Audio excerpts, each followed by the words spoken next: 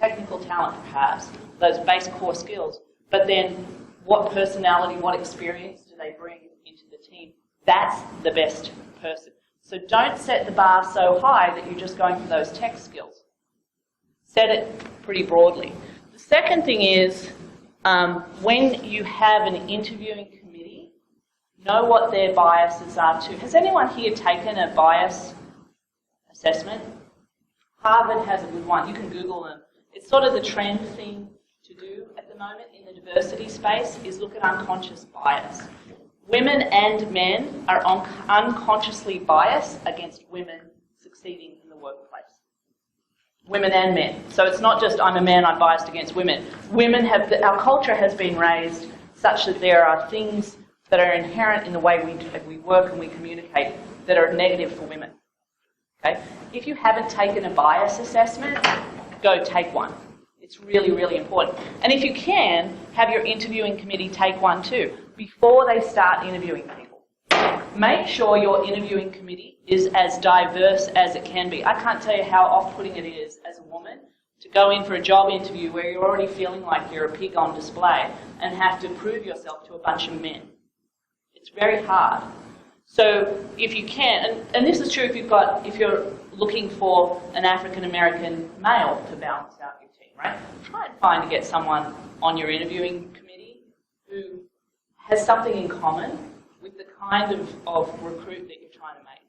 I also think one of the things as managers that's really important to you, this has not happened to me personally, but a lot of women that I know that are kind of Helen's role or director level, when they go to, say, an RSA conference or they meet with people, if they have a man with them, they will not talk to the woman, they will talk directly to the male and assume that the male is the boss. And I think, again, that's a cultural thing. And to me, it's not about men and women, but it's like, how can we figure out ways to work better together? So if anyone has solutions, I have to tell you, I went to a conference last year and I was with 4 of my staff members, and this guy came up and shook hands. Literally, I was right in the middle, so it was like guy, me, guy. And the guy came up and went, hello, I'm Tom, shook hands. Hello, I'm Tom, shook hands, miss me. Hello, I'm Tom, shook hands. Hello, I'm Tom, shook hands. And he was a sales dude, right? And he said, I'd like to sell you. And my guy said, talk to the boss. And the guy was like, oh, shit, what did I just do, right? So these aren't just, made-up anecdotes. These happen quite a bit. And I am guilty of doing the same thing. And I know some people go, well, I don't know if a woman wants to shake hands or not. Like, some of the etiquette you've seen has said, let the woman make the first move, and if she extends her hand, then you shake her hands. Otherwise, I don't know what you do, you wave at her or something, right? But the thing is, you've got to try and be aware of those sorts of situations, read the body language, because I was all ready to go, hey, I'm Helen, I was like, so you've got to think about some of that stuff, absolutely. So you get them in the door, and then what? Mentoring is a big thing. I can't understate how important mentoring is. But here's the thing, mentoring is important for men as well as women. So don't single women out for mentors because they're women. As part of your career development plan for your entire team, or if you're an employee and you're going for a job, ask, what are my mentoring opportunities here at this company? But this should be for men and women. Okay? Part of their development plan, go find a mentor. It's really, really important. You need to make sure, if you are a manager of managers, that your managers know how to think about diversity as well. So if you give them an opportunity to do that, do that. Here's the thing, we tend to think of mentoring as something that people do outside of work. Like you do your day job and then you go talk to your mentor. Or, you do your day job and then you go to a conference on top of that. MLK Day is actually a holiday at Ohio State. But here I am, right, on top of my day job. Make room for connections within the workflow of what people do. Okay? Make it part of their job to do that work. Look at your promotion criteria. This is a really big one, especially if you're in a company that is a big administrative behemoth. The promotional criteria is often sort of laden with things like Joe works really long hours. He must be a team player. I'm going to reward him with a promotion. Okay? Well, is it that Joe works really long hours, or is it that Joe gets stuff done? You know, what are you actually promoting people on? The fact that they're in the office 70 hours a week, or that they actually add value to the company? Think about your promotion criteria, and think about that broadly through the lens of, are we promoting the right people for the right reasons? It will help with your diversity. The other thing, and this is an oldie, but it's still around. I wish it wasn't around. Examine your task assignment processes for bias. So that plum job comes up, who do you give it to? Or that one-time project comes up that's going to give some diverse candidate an opportunity to grow a little bit, who are you going to give it to? Right? Worse, women, unfortunately, still tend to get the social assignments, and men tend to get the technical assignments. So if there's a team event that's coming up, managers, both men and women, are still more likely to reach out to Susie to say, hey Susie, Julie, go be Julie Cruise Director and organise this team event so we can all feel like we're communicating really well together. And Frank, you go off and build that thing. And I don't think people are consciously thinking about it, but this is what's happening still in the workplace. So think about your task assignment for bias. But I also think as women, I think we also have to be assertive and not afraid to speak our mind. Because I'll give you an example. I sit on the ISSA board, and for the most part, I've been only female. And we have a secretary who's a male, but when he's not there, they always are like, well, you're going to take notes. I'm like, no, excuse me. I'm like, because I have boobs, I'm not taking notes. I mean, but I make them think about it, and you don't have to be that raw. But I think as women, if you're going to go into a male-dominated industry, you have to be able to have confidence in yourself and the ability to speak out. Valerie right here, I'm going to pick on her. She's like one of the few female penetration testers, and she's awesome. She rocks. She's just amazing. And, you know, she pretty much works with all men, but they don't give her any crap because she will put them in their place as soon as they step out of line. But, and you know, and we shouldn't have to be forced to do that, but the reality is, if you aren't willing to stick up for yourself, but I can say the same for anybody, if you're not going to stick up for what you stand for and what you believe in, people will tend to walk over you. So I think it's important to have a voice. So here's the other thing that's sort of a unique special snowflake about women.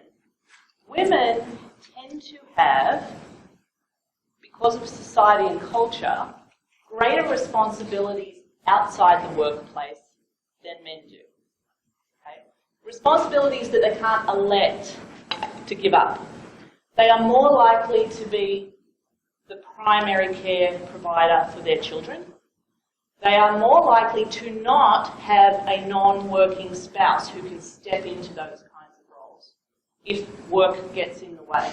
So as a hiring manager, we need to, and again, I talk to my male team about this all the time too. At OSU, we don't necessarily pay to market all the time because we're a university government.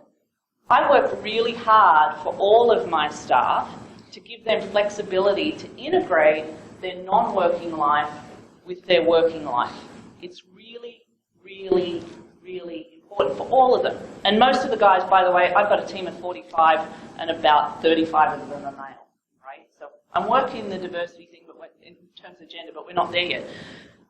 But you need to make sure that you're assigning tasking and your expectations allow for people to manage their life outside of work, because we know when you're at home, work is still sending you email. Like the thing's bleeding, right?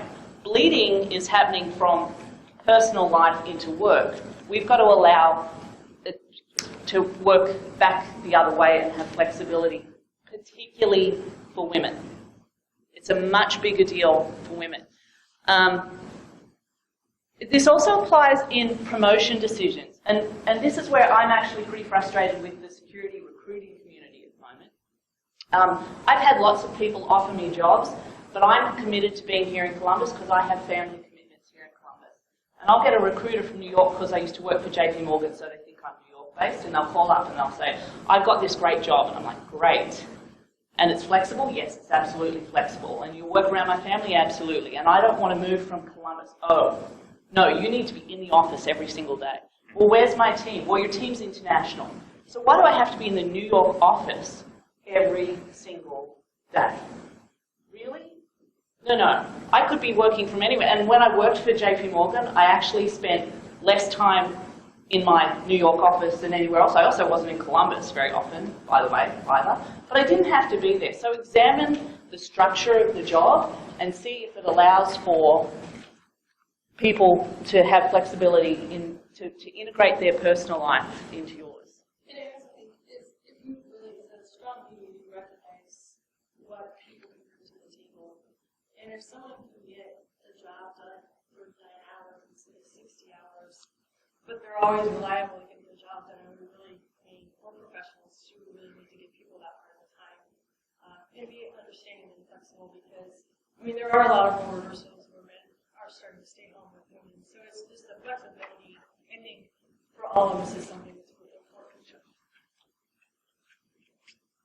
All right, and then back to promotion and performance reviews.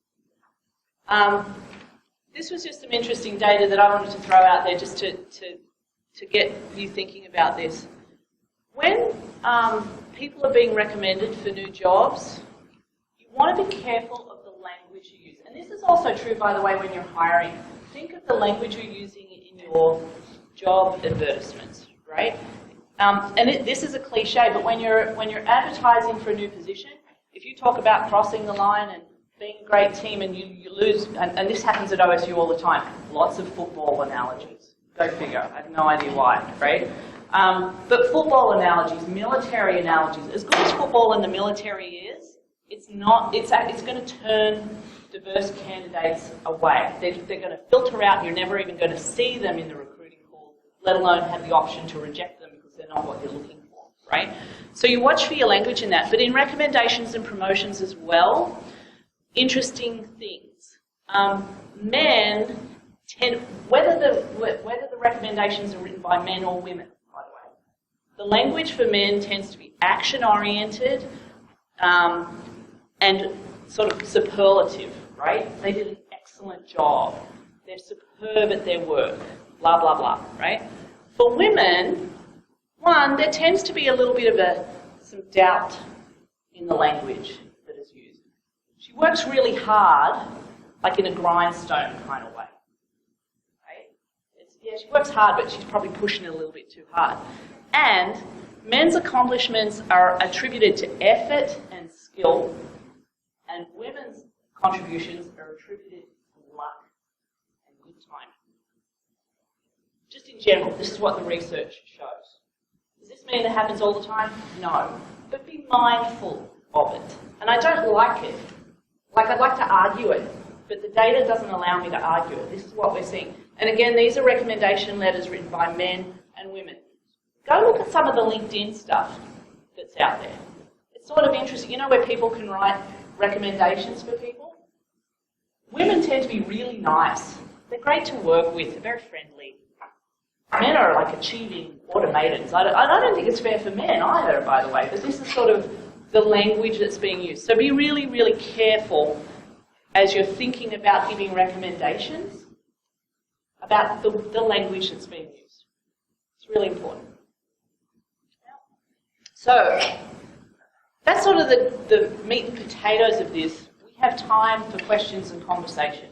Any questions or conversation you'd like to have? Go ahead. One comment that's only partly related actually to women in security. Yeah. When it comes to mentoring, I think it's also very important to remember that mentoring goes in both directions. Absolutely. When I was actually hired by my previous company, was hired by somebody who was tapped on the shoulder one day and said, oh, by the way, we're doing a downsizing and now you're in charge of security in addition to everything else you've done. Awesome. Even though you had no background. Right. So I was brought in to kind of start, as the only security person at the time, but just kind of let him know what was important as well. So it's important that it works in both directions. But I have a question. What do you do if your next level management, or even above that, isn't truly supportive of a more diverse environment? They don't necessarily care about maybe bringing someone in who may be a little bit more junior, but happens to be in one of the diverse categories, whether it be women, minority, whatever. They just want the perfect person for the job description who has the experience already. We can't train anybody. We want someone the whole, dive in and get their feet wet type thing. Yeah. How do you handle that? How do you handle that?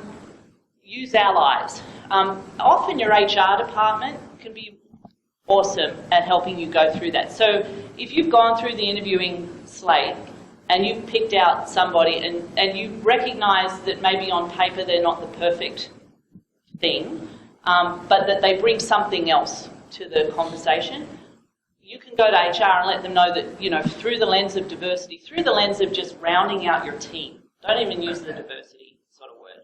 These are the reasons why this is your preferred candidate. If you can interview with a panel, so it's not just you, and you can interview with 2 or 3 managers, and those, or 4 or 5, and those people agree, it's not then just your opinion versus your boss's, it's we did this full interview cycle, and we collectively have recommended this candidate for the role for all of these reasons, and they still meet these minimum requirements, but they've got these other things. Then that's where you really need to go for that. I haven't seen that many managers not want to hire someone their manager wants to hire. I don't think that actually happens tremendously often. I think it's more that the manager doesn't want to hire the diverse candidate, even though that candidate may be a good person for the job. So, in conjunction to that, I think kind of looking at some of the root of the problem too is if you don't have a lot of women that are interested in the field, we need to create more entry-level positions. yeah. It's obvious that we have such a shortage. A lot of companies, they're so specific, they want you to be the god of security. And quite frankly, not very many people are the people. So I would love to see more of how do we bring in as managers, and I know it's a challenge because most of us are short-staffed, but I'm not trying to pick on you, Jesse, but Jesse works at Nationwide, and I know their whole team very well, and he's been mentored by a lot of really amazing people, and he's doing an amazing job, and he's growing up. We need, through the security life cycle, but how do we reach out, and like Valerie's agreeing, how old are you? Oh, that's a lot of question. Are you, I know. But Not an HR interview. are you in high school? Okay. So he's interested in going to the field. So I think it's awesome. There are a lot of other kids that have come with their parents. How can we get other people? And Valerie has a really young daughter, and she's all on the computers and those other things, so she'll probably follow her mom's footsteps. But I think we need to create programs, and it's going to cause pain when you have someone on your team that's not a rock star, that's not solid in everything. But having a $2 million shortage by 2020, which is not really that far away, we have to start thinking differently. And I also think if we give people opportunity to learn and grow, it creates a lot more opportunity for us to grow our teams.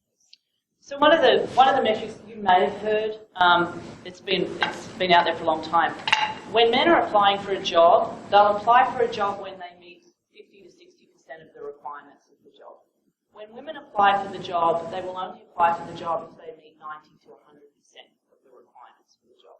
So if you put requirements into a job description that you don't really need, or that are stretching the truth. I want someone with 10 years of mobile security experience. Well, good freaking luck with that, male or female. I don't know of anybody who's out there.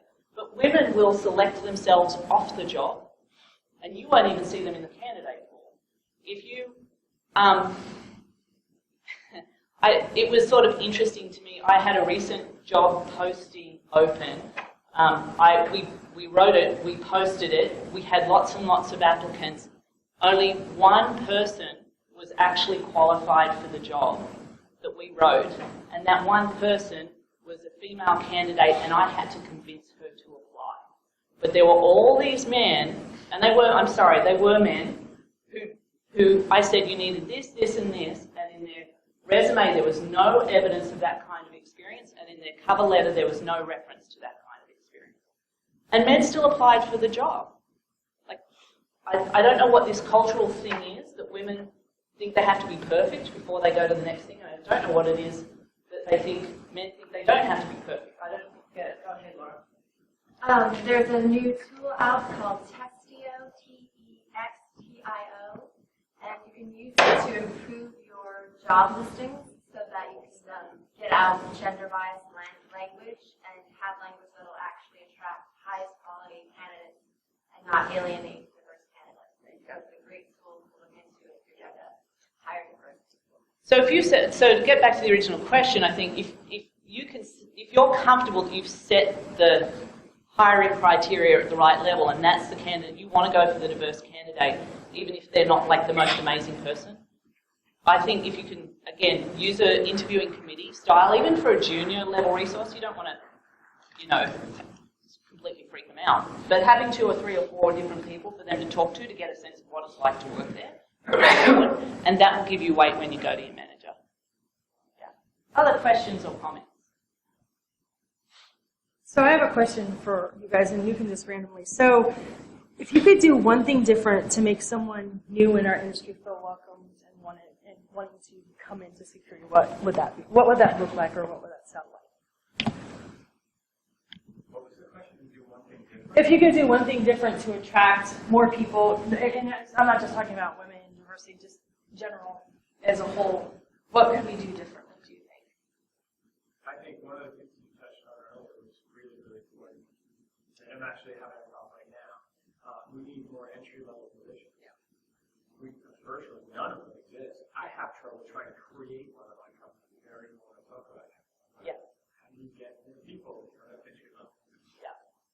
And I struggle with this too, because if we're going to fill this resource gap, we're going to have to bring people into security with no security experience. So what are the kinds of security things that people can do that don't require them to have security experience but give them that entry point into the door? So, I think the security industry hasn't necessarily matured completely yet to know exactly, when we say, people go, I want to do security. Well, what does that mean? Most of the kids at school, at OSU, think they're talking about hacking. And when I say to them, well, there's security operations, but there's identity and access management, and there's policy governance, and there's endpoint protection, and there's application security. And they're like, oh, we didn't know there was that many. Huh. So when you think about that, is it time for us to create a new job description in the security job family that allows for someone with no security to come in and, I don't know, tag in, and you could call it an internship, you could call it something like that, but sort of a generalist role. And you bring them in and you get them exposure to those different areas over a couple of years. They help out the team while they do it, and then they're ready to grow up into a specialty. Maybe, right? Go ahead. There's actually several companies, 7 actually, put together the Columbus Collaboratory. You're familiar with that? I am. So yeah. I think that's the kind of effort that would help accelerate what you're talking about. Yeah, absolutely. And I'm working on so the Collaboratory does a post-grad internship for kids who graduated college. I'm working on an undergrad one, sort of similar kind of idea at OSU. So if you want undergrad students to intern with your company, to come and talk to me about that. But yeah, it's the challenge is still that those entry-level jobs, like jobs, we haven't created them yet. So we're talking about creating cyber hunters and cyber big data analysts, and because the industry is growing, we're starting these new job descriptions. Why can't we start a job description where somebody doesn't have security experience? And believe me, I've got this whole segment of my team that says, Helen, you're undervaluing tech skills and you're overvaluing other skills, right? There is a bit of a schism going on in security at the moment that is the stereotypical tech versus the business-focused security person. And there's a blend we haven't solved for it yet. Yeah, and that, just my observation, again, I've been in security focused for about a year now, but seeing all the different functionals, you mentioned entry-level positions. The challenge is that those have to be positions that bring value to the organization. Right. So how do you break up these tasks? Because, the challenge that we're running into is you got a whole suite of tools and applications and vendors out there that are all competing in this space. There's no real integration in a lot of cases. It's evolving constantly. Right. And so it's really tough to bring somebody and catch them up to a point where they can actually start to be productive. I don't know, Jesse, but throwing someone into your team and saying, hey, I need you to do X, Y, Z, well, you're going to have to decompose the tasks to such a granular level that it just requires a lot of thinking. When we bring our undergrad students, so I have student employees that work on my team, And it takes us probably 4 to 5 months to bring them up to speed, and that's working part-time. And then they start adding value. And these are kids with little, like part of the 4 to 5 months is telling them that they have to shower before they come to work. It's got nothing to do with security, right? So, you know, if I can bring undergrad students up in that amount of time, then why couldn't I bring somebody in laterally from another career, mid-career, and be able to bring them up and start adding value as quickly as possible? I think one thing that helps, especially in the team environments, helping too, is that having those first backgrounds, having people that, you know, they're a true developer, they're a DBA, they're, you know, an admin role, because it's much easier to bring somebody in that has experience with that, and then having those security elements on top of it, instead of somebody coming in out of the corner, right? You've got to have something. You've got to have some tech basis. You know, they have been developing in, you know, whatever languages for, you know, so long. It's easy for them to, you know, or easier. There is absolutely baseline skill. Here's the interesting thing for me. In our internship program, there were 2 requirements for undergrad. One, that they had touched a computer sometime in their life. And the second one was that they breathed. And I still had 10% women apply. Now, is that a reflection of the fact that I only had 10% of women in the undergraduate computer-related courses? Maybe. But even when the barriers to entry are quite low, that's not enough. So when you think about all those other things, who do they see when you hire? Do you offer them mentoring right out of the gate? Do you give them an opportunity to think about a career path right out of the gate? Those kinds of things, we need to start bulking into those, not just the security side. I'm sorry, we we're have out of to, time. I think Last we're out of question. time, but if you guys want to talk, we can certainly talk after, but I know it looks like the next speakers are coming in. We're being booted out. So thank you very much. Our information's there if you want to reach out to either of us. If you are in the market for a job, people are hiring, talk to these guys. Actually, talk to anybody at the conference. I guarantee you they're all probably hiring. And I just want to do a side note. Most of you are familiar with the InfoSec Summit. That's March 29th and 30th.